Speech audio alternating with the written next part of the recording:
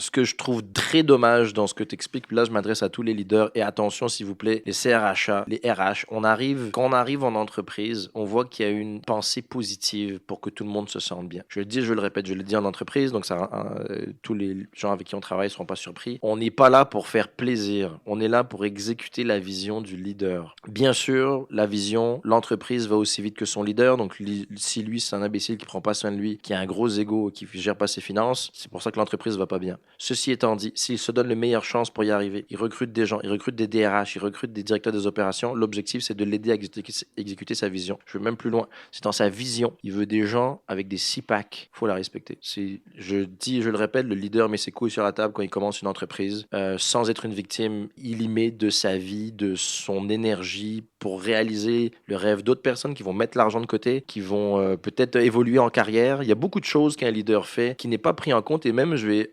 attaquer même quelques CRHA où oui mais le leader il devrait, oui mais il est toxique. Ben, il est toxique parce qu'il est stressé, parce qu'il doit gérer quatre comptes, parce qu'il y a une croissance qu'il ne peut pas contrôler, parce qu'il n'a pas fait des bons recrutements. Donc c'est très rare en fait finalement qu'on arrive dans une entreprise qu'on a un leader toxique, en fait ça arrive jamais. Quand on arrive finalement il est juste stressé.